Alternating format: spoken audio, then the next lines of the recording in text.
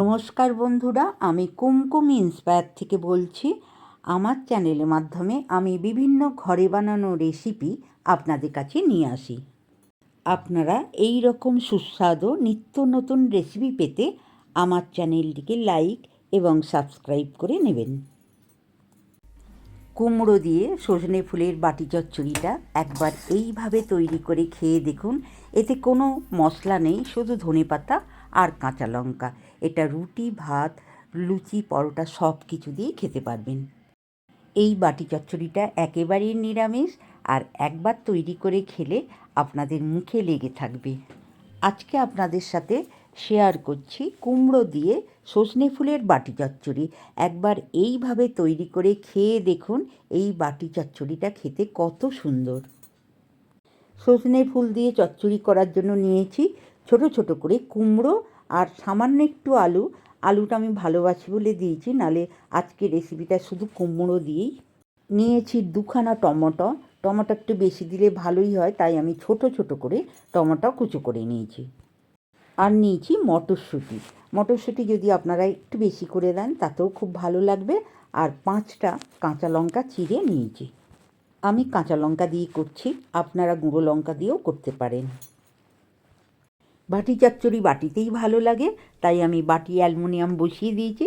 এতে চায়ের বড় চামচে 3 চামচের মতন সর্ষের তেল নিয়ে নিলাম। আর নিচ্ছি হাফ চামচ 5 ফোড়ন আর একটা শুকনো লঙ্কা দুটো টুকরো করে। 5 ফোড়ন আর লঙ্কাটা হালকা করে ভাজা আমার হয়ে গেছে। ফোড়নের মধ্যে দিয়ে দিচ্ছি কেটে রাখা ছোট করে আলু কয়েকটা আর কুমড়োটা আর আলুটা আমি ভেজে নিচ্ছি।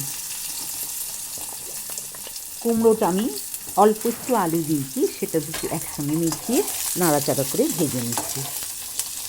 এর আগেও সজনে ফুলের বাটি চচ্চড়ি আমি দুবার দেখিয়েছি। খুবই ভালো একটা বাটি চচ্চড়ি, আর খেতে খুবই সুন্দর এই সজনে ফুলের বাটি চচ্চড়ি। কুমড়ো আর আলুটা নাড়াচাড়া করে আমি ভালো করে ভেজে নিলাম। এখন আমি মটরশুঁটিটা ছাড়ানো ছিল সেইটা মিশিয়ে দিলাম।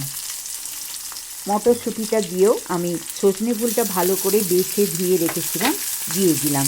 এখানে আমার সজনে ফুল 50 গ্রাম আছে, এখন 400 টাকা কেজি, তাই আমি অল্প করে কিনে এনে আপনাদের সাথে শেয়ার করলাম। সজনে ফুল মটরশুঁটি নাড়াচাড়া করে দিয়ে দিলাম স্বাদ মতন লবণ। আর দিচ্ছি 1 চামচ হলুদের 4 ভাগের 1 ভাগ, সামান্য হলুদ দিয়ে নাড়াচাড়া করে আমি কষে নিলাম। এখন দিয়ে দিচ্ছি এর মধ্যে টমেটো কুচোগুলোও দিয়ে ভালো করে নাড়াচাড়া করে মিশিয়ে নেব। টমেটোটা দিয়েও নাড়াচাড়া করে কষে নিয়েছি। 4-5 পিস চিরা কাঁচা লঙ্কা দিয়ে দিলাম, আর দিলাম সামান্য একটু ধনেপাতা।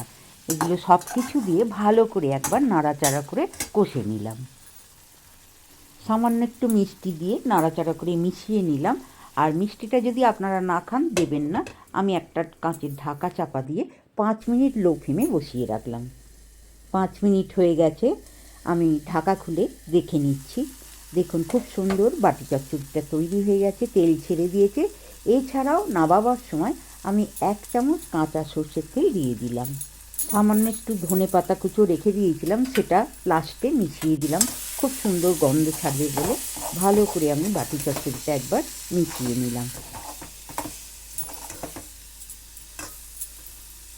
এই রকম কুমড়ো দিয়ে সজনে ফুলের বাটি চচ্চড়ি, আর এটা একেবারেই নিরামিষ। একবার এইভাবে তৈরি করে খেয়ে দেখুন। দাম হলেও একটুখানি কিনে এনে খেয়ে দেখুন। আর এই সময়তেই তো সজনে ফুল পাওয়া যায়, খাওয়াটাও খুব উপকার। সজনে ফুলের রেসিপিটা আপনাদের কেমন লাগলো? ভালো লাগলে অবশ্যই লাইক করবেন, কমেন্ট করবেন, আর বন্ধুদের মধ্যে শেয়ার করবেন। আমার চ্যানেলে নতুন বন্ধু হলে চ্যানেলটি সাবস্ক্রাইব করে আমার পাশে থাকবেন। অবশ্যই একটা লাইক করতে ভুলবেন না। নতুন নতুন ভিডিও আপলোড হলে আপনাদের কাছে পৌঁছে যাবে। ভালো থাকবেন। নমস্কার।